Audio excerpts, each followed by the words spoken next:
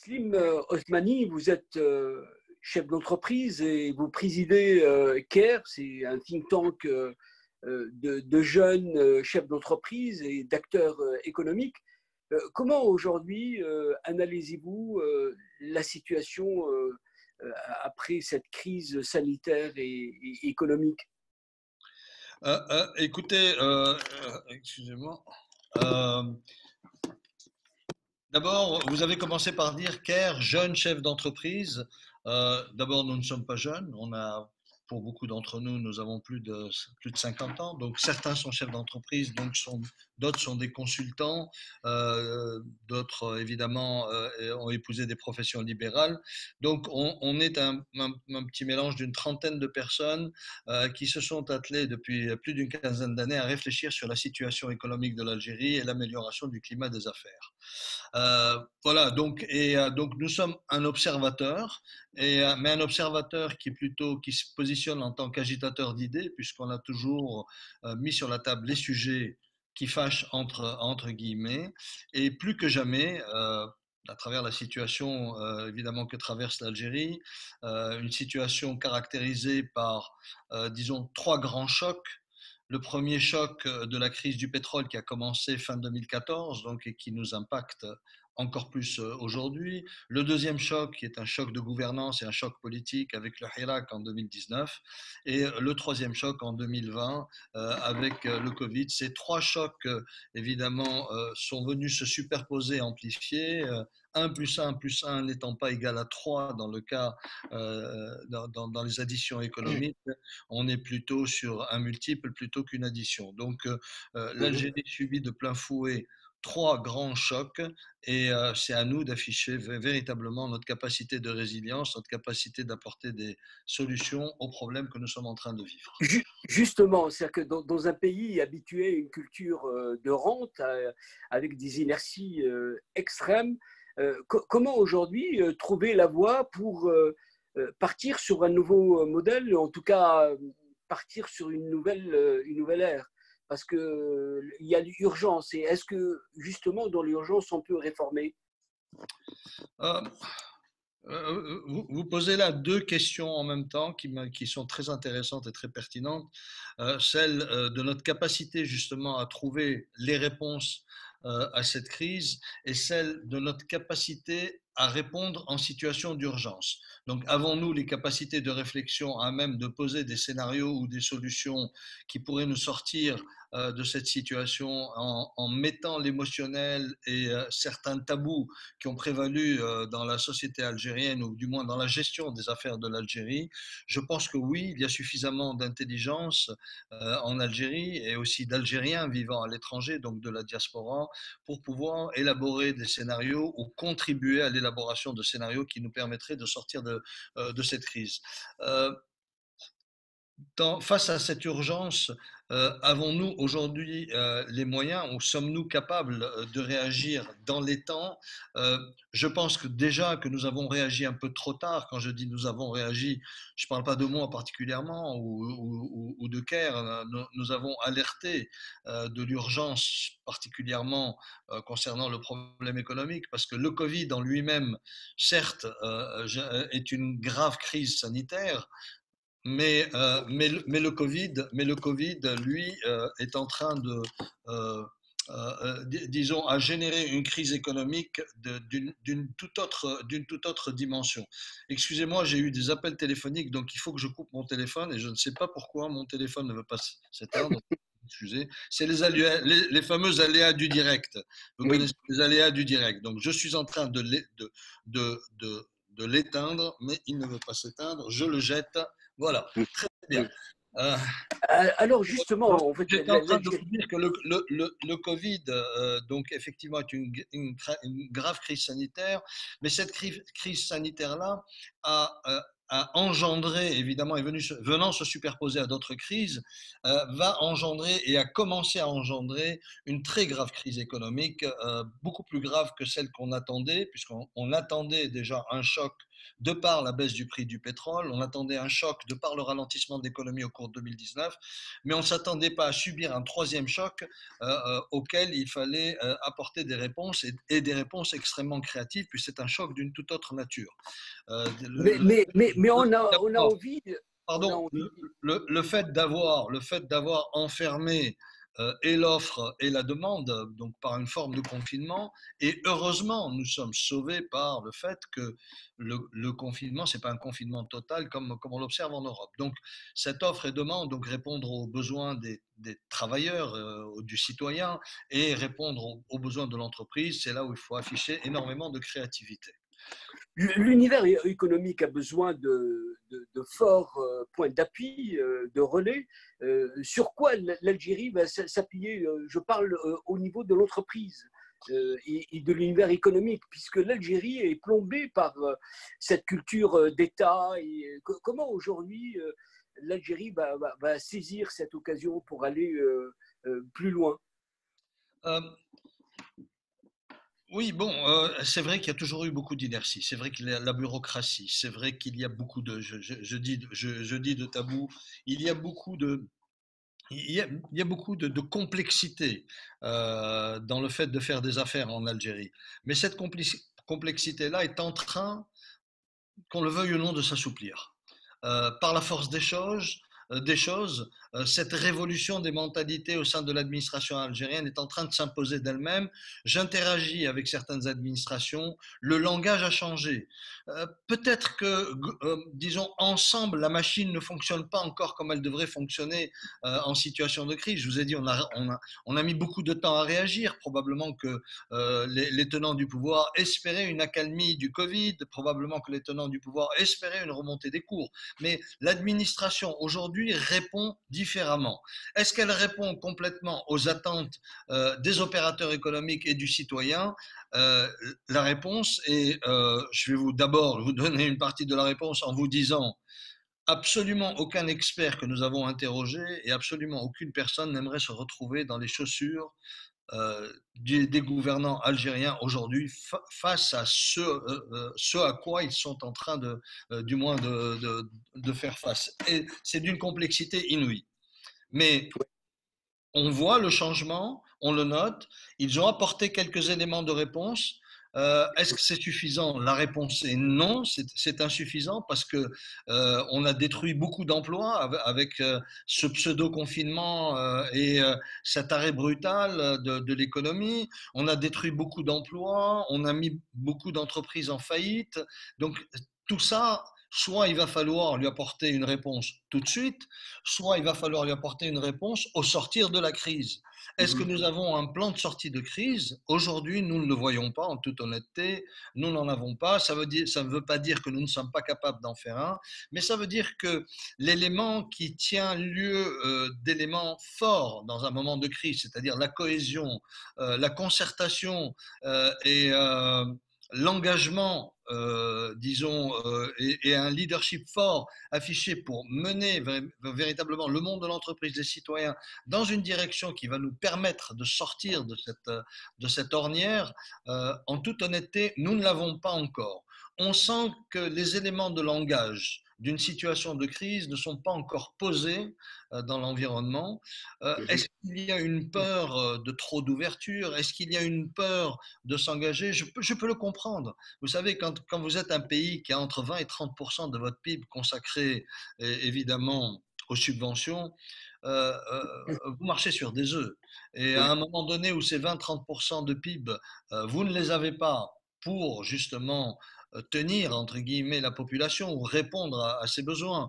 Quand vous n'avez pas mis en œuvre, je ne sais pas, un plan tout simple, qui est le e-payment, qui aurait pu permettre d'adresser très rapidement ou de distribuer très rapidement des revenus aux gens qui sont dans le besoin actuellement. Ce e-payment que les gouvernements précédents, du temps de l'époque de Bouteflika, se sont sont acharnés contre le mobile payment, pardon, le e-payment, je disais le mobile payment, se sont acharnés contre cette technologie pour l'empêcher d'exister. Et en fait, elle a ralenti tout l'environnement économique algérien, elle a Est-ce ralenti le système financier, elle a est-ce ralenti. qu'aujourd'hui, vous ressentez que le saut générationnel va se produire? Euh, Plus que jamais, il suffit simplement de parcourir le projet de loi de finances complémentaire. Est-ce que c'est suffisant? Encore une fois, non. Est-ce que ça traduit une trajectoire ou est-ce que c'est l'ébauche ou l'esquisse d'une trajectoire? Euh, c'est les prémices d'une trajectoire vers la digitalisation de l'économie, vers plus, évidemment, plus de numérique, vers plus d'attention à l'attention de la jeunesse et des startups. Il suffit de lire le projet de loi de finances qui va être publié au mois de juin pour voir qu'il y a une attention particulière accordée à tout ce secteur. Il y a beaucoup de phrases qui traduisent l'affolement par rapport au retard qu'a accusé l'Algérie en matière de digitalisation de son administration. On le voit, mais chaque page de ce projet de loi de finances traduit cette espèce d'inquiétude et puis aussi, elle traduit aussi une espèce d'incompréhension et ça traduit aussi l'inexistence probablement de compétences au sein de l'administration pour mener ce type de projets qui sont des projets lourds, qui nécessitent beaucoup de compétences et la sphère, disons, oui. entrepreneuriale n'a pas été motivé par l'ancien pouvoir ou n'a pas été accompagné justement pour créer l'écosystème favorable au développement de ce type d'activité. Développement d'activité, mais aussi développement de compétences avérées, des Oui. seniors. Il y a énormément de juniors dans le domaine, il y a quelques seniors de par le monde, il y a quelques seniors en Algérie, mais est-ce que c'est suffisant pour l'ambition Algérie? Ma Oui. réponse est non. Pour aller vite, c'est-à-dire que Caire, vous êtes un lieu de réflexion et souvent la réflexion nourrit l'action. C'est-à-dire que comment aujourd'hui, à travers la sociologie des jeunes diplômés de l'univers de l'entreprise, à travers eux, comment aujourd'hui définissez-vous cette sociologie? Est-ce qu'elle est vraiment dans le pragmatisme, dans la réflexion, l'opérationnalisation? Euh, Si je crois bien comprendre votre question, euh, est-ce que le message passe? Est-ce que la jeunesse intègre tous ces éléments? Y a- Non, est-ce qu'il y a les acteurs pour pouvoir incarner cette politique? C'est ça la question. Oui, oui, c'est ce que j'allais vous le dire. Sur le point politique, il y a une profonde fracture. Il y a une profonde fracture, il y a une perte de confiance entre véritablement une grande partie de la jeunesse algérienne et les gouvernants ou le pouvoir algérien. Je ne sais plus comment le qualifier, qui est le pouvoir qui gouverne. La question n'est pas là. Mais cette fracture-là, a véritablement besoin d'être comblée ou du moins essayer de rapprocher les points de vue parce qu'il y a au sein de la jeunesse algérienne, il y a énormément de matière. Disons, la relève est là. La relève est là. Mais est-ce qu'on est en train de tendre la main à la relève? La main tendue a été une main tendue sous la contrainte. Sous la contrainte, je vous ai dit, des 3 crises qui ont frappé l'Algérie.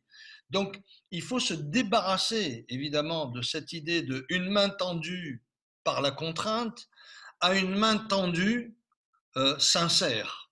C'est ça qui doit être construit, c'est cette sincérité entre la génération passée et qui doit dire c'est fini, très bien, il y a une nouvelle génération qui est capable. Il faut croire en elle, mais il faut lui montrer qu'on croit en elle, il faut lui montrer qu'elle est capable, mais elle est capable, elle n'a pas besoin de preuves, mais il faut lui montrer, elle a besoin simplement que ceux qui tiennent les rênes du pouvoir, parce que le pouvoir, qu'on le veuille en Algérie, a toujours été extrêmement puissant, il va continuer à être extrêmement puissant. Mais on est encore dans les mots. Mais Et on Hichem, est encore dans les mots. il va continuer à être puissant, pas à cause de sa population, mais à cause de la taille de ce pays, à cause de la position géopolitique et géostratégique de ce pays. Il ne peut pas être autrement que puissant. Même sa population ne veut pas d'un pouvoir qui ne soit pas puissant. Elle veut un pouvoir puissant parce que c'est le seul qui va être capable de défendre les frontières d'un tel pays et de défendre les intérêts d'un tel pays. Le problème, c'est qu'il manque d'interaction entre l'intelligence qui existe dans le pays et le pouvoir pour pouvoir pouvoir apporter des solutions qui construisent réellement l'intérêt moyen et long terme du pays. On est toujours sur des visions extrêmement court-termistes.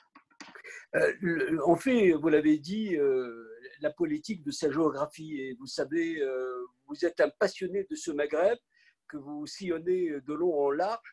Vous êtes vous-même entre la Tunisie, l'Algérie et même le Maroc. C'est que comment aujourd'hui aller au-delà de ce blocage et aller dans la construction alors que tout le potentiel est là et les moyens aussi.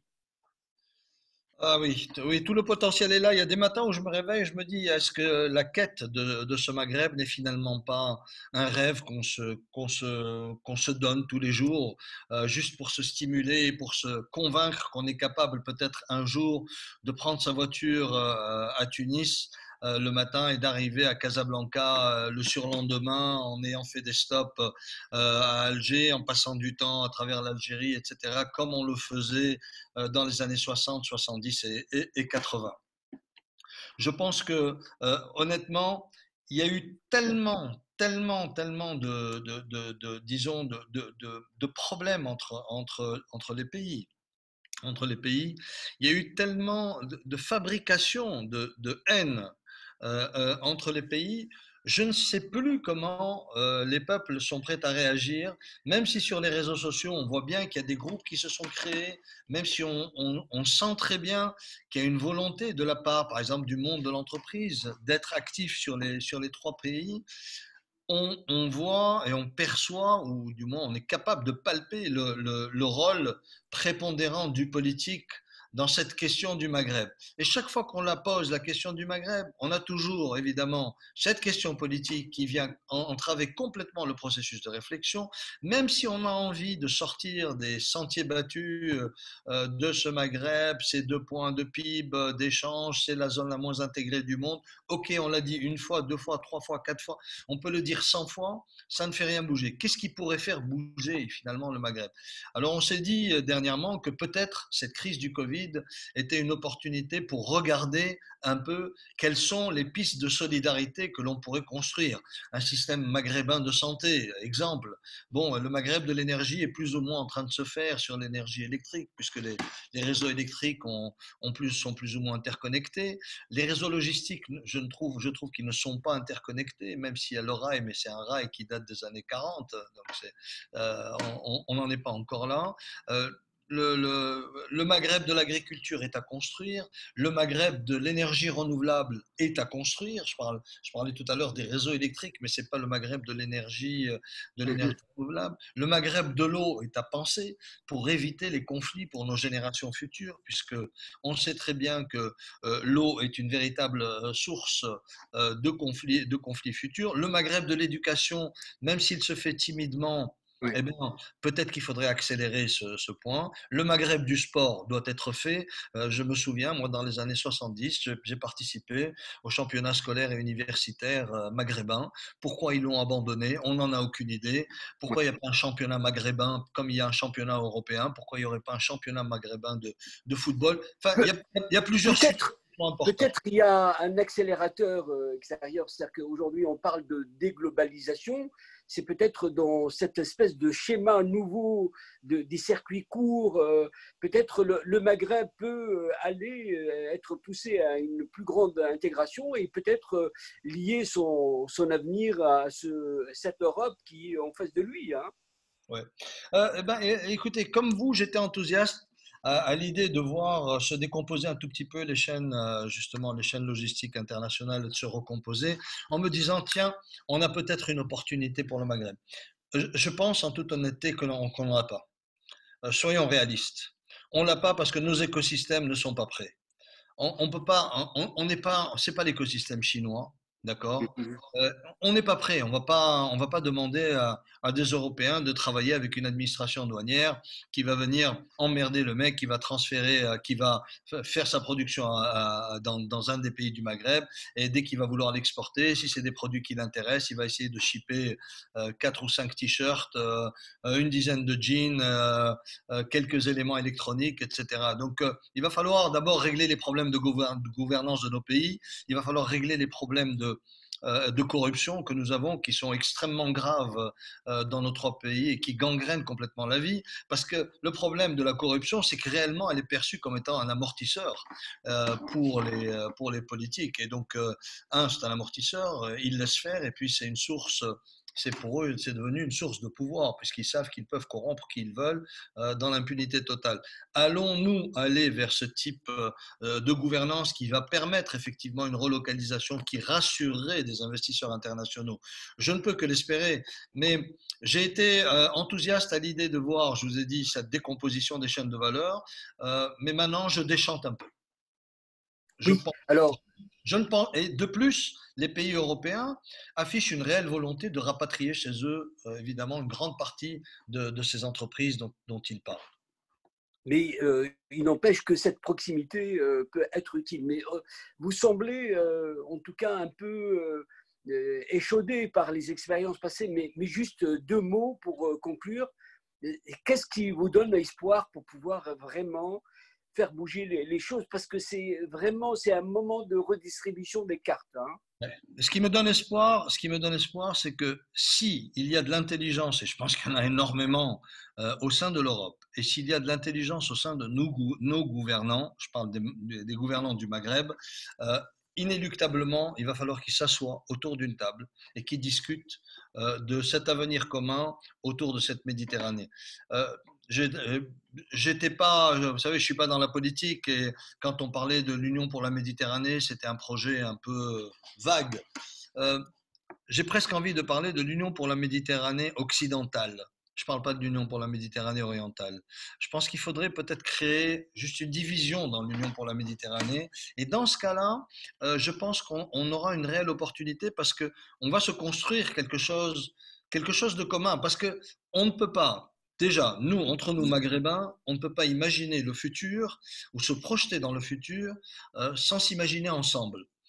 D'autre part, les Européens ne peuvent pas, et nous ne pouvons pas nous projeter sur le futur sans imaginer aussi un futur ensemble. Les Européens, il faut qu'ils enlèvent de leur esprit que la Méditerranée est une frontière infranchissable. Je pense qu'ils commencent à le comprendre avec tous ces migrants clandestins, etc. Donc, s'il n'y a pas une prospérité partagée dans cette partie, je ne parle pas de la partie orientale qui est beaucoup plus complexe pour nous, moi je ne la connais pas suffisamment, mais je mesure la complexité. Mais sur la Méditerranée occidentale, quand je dis occidentale, je m'arrête à Tunis et je m'arrête au Maroc, à Casablanca. Ces trois pays-là doivent s'arrimer évidemment à toute l'économie mondiale, et ils Oui. doivent bâtir ne serait-ce qu'une trajectoire commune avec l'Europe. On aura bien noté qu'il faudra au Maghreb tracer une trajectoire commune.